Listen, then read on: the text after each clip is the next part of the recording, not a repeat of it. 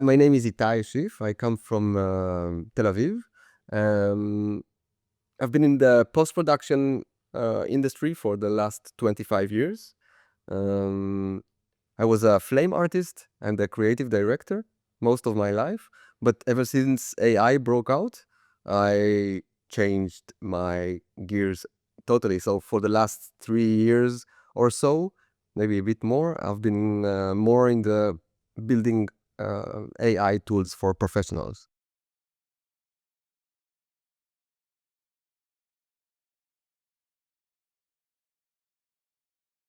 Good question. I started out so young, I can hardly remember. No, I was a cinema buff. So I was learning cinema studies in high school. Um, and actually, my father is a documentary director. So I guess I got that passion from him, you know, seeing, going on to shooting days, seeing the crew works was pretty amazing. Um, so I guess something there started. I went to cinema, studied, fell in love with movies actually, with mainly like the hardcore. I don't know, the very niche movies. I fell in love with weird niche European mainly movies, and it was so special and charming and so out of my world, and and so when the opportunity came out, pretty young to be like a assistant for technician in the post-production house, I went for it all in, and I was assistant for technician. So I was carrying VTRs. I don't know if there are any VTRs now, but I was doing a lot of technical work, and I also love this part of it. I mean, connecting the cables and setting up the software.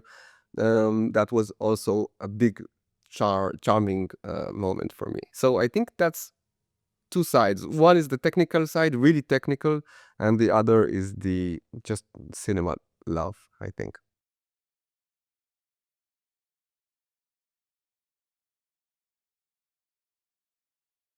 Oh, music video by far. Because I think the alternative was TV ads. So TV ads we were answering a client's brief. We had a director. There was a lot of negotiation and politics around the creation process itself. So it was the main effort, and it was challenging and a lot of the times beautiful. But when working with musicians and music video directors, the whole atmosphere is different. So you get way more creative freedom. Just bring your input. There are less, I think, I find less ego in that sense. And so I think that was my most fun part. Oh, but I have to say also, there is a guy, I should say his name probably. It's called Roy Caffrey. He's a local artist, and he's been doing like the most amazing YouTube videos. He's a YouTube, type of creator. So at one point, he started doing TV ads, and I got to work with him, and I've been working with him since. And his creation was the most fun creation to be a part of, because he had, and he still does, has such a unique voice. I felt like I won the lottery working with an artist that has, you know a really unique, special, one of a kind, one of a generation voice. Is something so thrilling to be a part of. Just helping around, just building this beautiful, strange, and high quality thing. It was, for me, it's the peak of my career.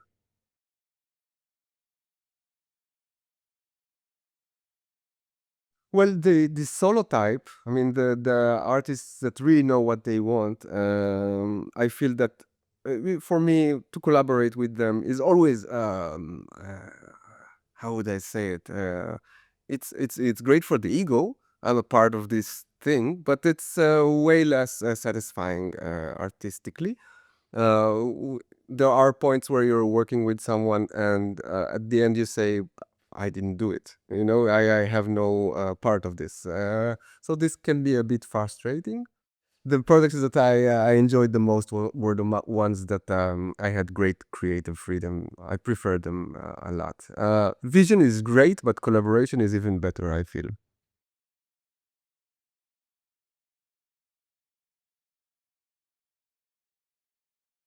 I started out as a flame artist, so my job was actually to, produce the requests of the director, of the client. So I was really into the technical stuff. I fell in love with it. I love it up until today. I love the technical stuff.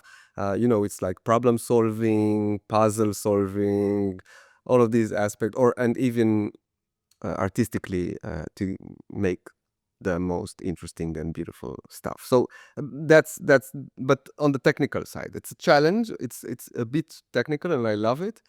But then I transitioned into creative direction, and suddenly I, I I mean, my consciousness changed because I didn't have to perform as well as the technical guy, but I was able to consider other alternatives. So if the client would tell me I want this and this, suddenly I would say, no, this is not your story. I mean, the story is a bit different. You're telling me the story, but what you need is different than what you think you need. So I think changing my job from more technical side to the more storytelling side was a great revelation for me. You can do really simple stuff to serve the story amazingly and serve the goal amazingly. Maybe you need less technical solutions, more storytelling solutions. So this entire area opened up for me, and I love it up until today really much. Yeah.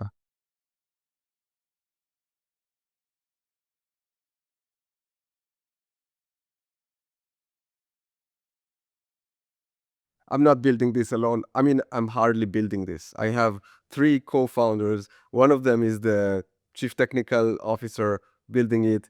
The one is the product manager building it. So I think main responsibility of building the tools are with them. I am more in the brand workflow building and a bit around the product, because I'm like the main user. So I'm showcasing what's needed, and I'm requesting um, the development team to build tools for me.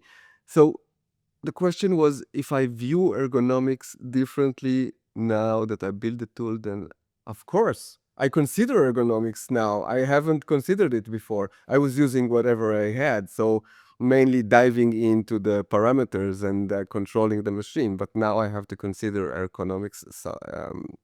Now I have to consider ergonomics. So a little bit more. I would say it's not my instinct actually. I come from really technical background, and the softwares that I used to work with were never friendly, I think. I mean, I encountered Maxon Cinema 4D. I was shocked that you can do these amazing things with a friendly interface, with rather friendly interface. Before that, I tried like nuke and flame, and so these softwares were not designed for ease of use, and I was happy about it. And I mean, I even took proud. It took me 6 months until I met a client. I started learning the software, and I couldn't do nothing for the first 6 months. So it used to take a lot of time. Today, you're opening Canva and you can generate something in a few seconds, even if you don't have it. So it was a part of the ego boost. We're building for the last year. We're building Weavy. Weavy is a platform for professional use of AI. It's aimed at professionals, so we aspire to have all the models, all the AI models available for our users, but we also try to bring all the manual control tools that are available for them to be able to actually create meaningful stuff and control the outcome. All of this is in a node-based workflow.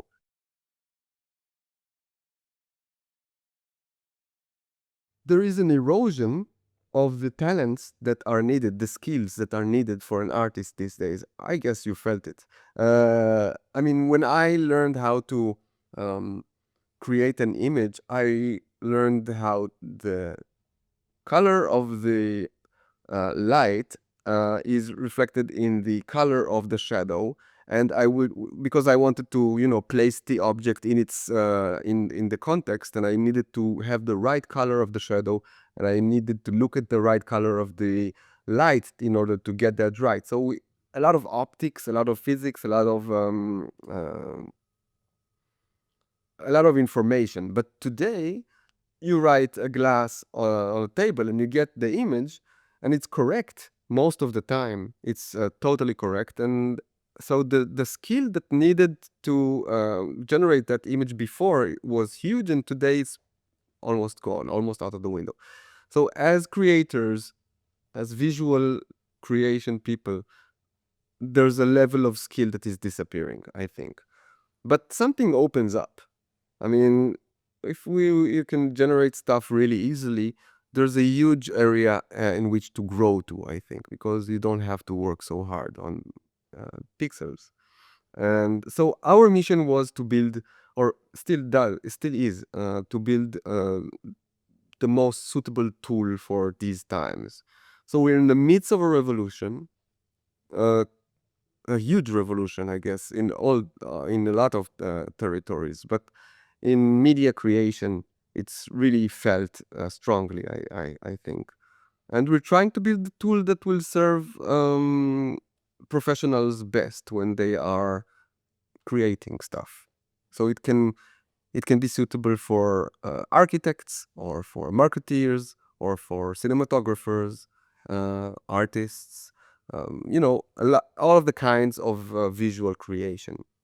And our answer to this best tool, or most suitable tool, was workflows.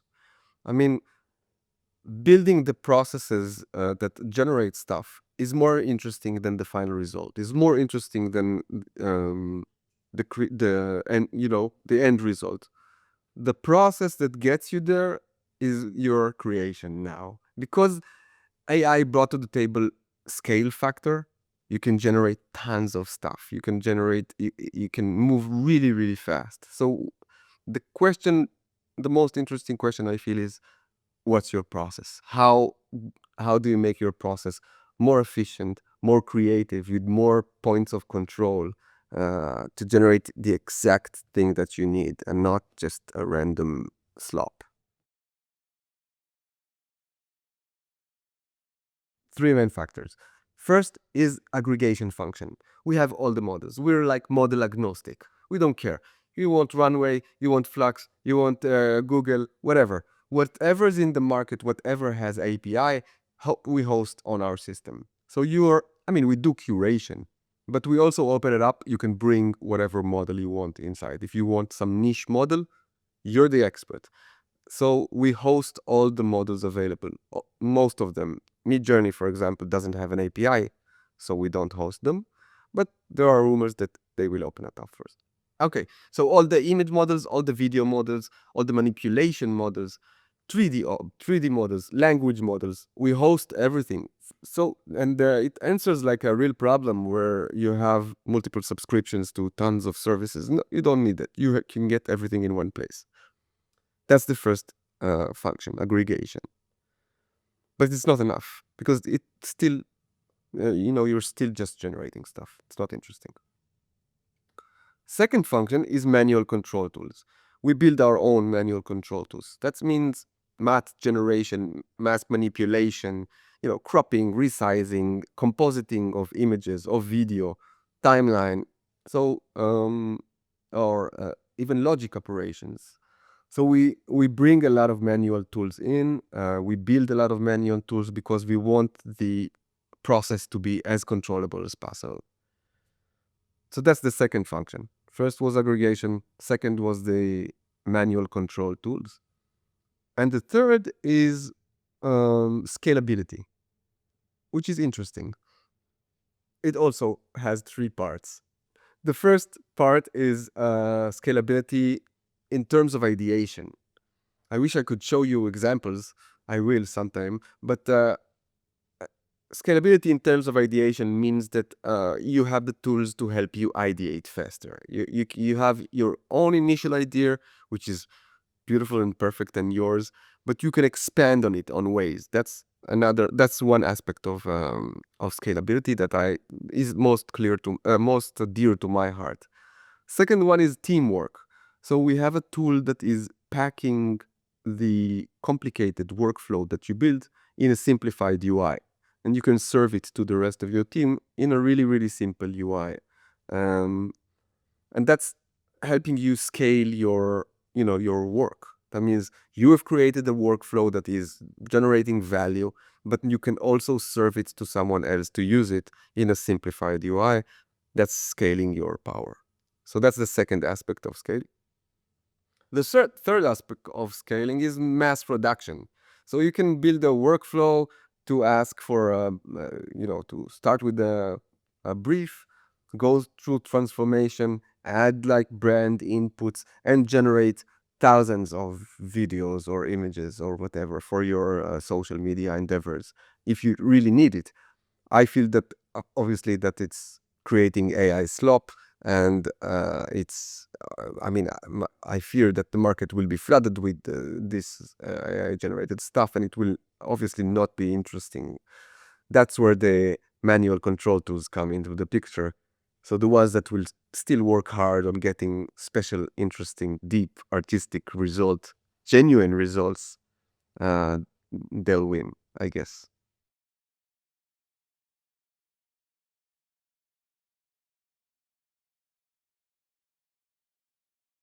Transitioning to a founder was way harder than being a creator. I mean, it's way more work. I never knew. I was hired gun most of my life, and I didn't know.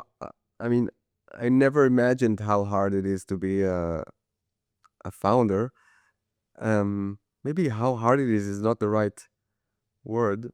I mean, it brought out passion that I didn't know I had in me. I was a creator. I loved it. I enjoyed my work. But being a founder, and maybe it's also connected to hitting a stream. We felt that we are going in the right direction from the first week or two or three. Uh, so it's the combination of hitting the right note and being a founder that brought up immense passion that I didn't know I had. I was working 24/7, and it was beautiful. I mean, I enjoyed it and I still do. And it surprised me because always I viewed always work as separate from life, and I was negotiating between the two, and suddenly it became the most important thing and the only thing. Yeah, I'm fearful if it goes away. Um, but I don't know. We'll see.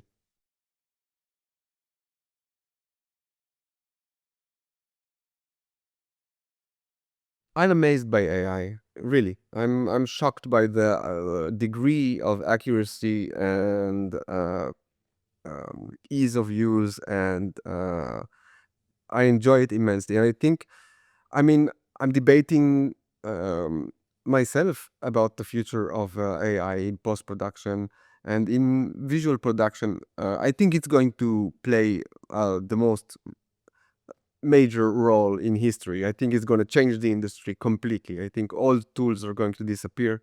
I think new tools are going to appear, and it's a real science fiction, or it's real super interesting and intriguing question. What will these tools be?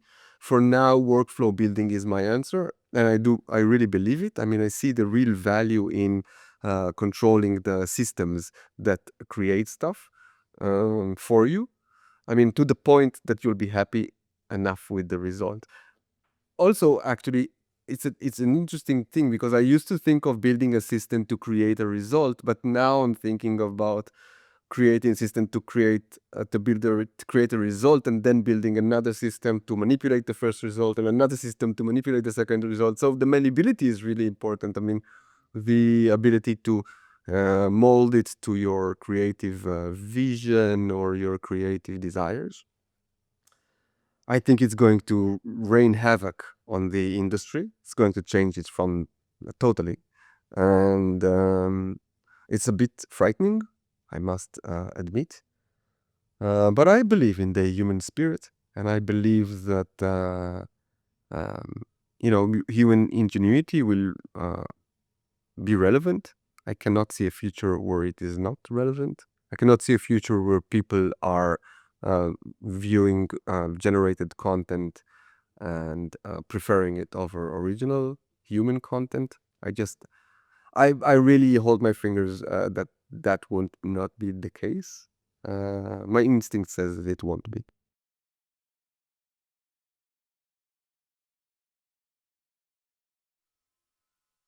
I think my best advice would be learn the literacy of AI, which is workflows and models, how they perform. That's my tip for the new kind of work.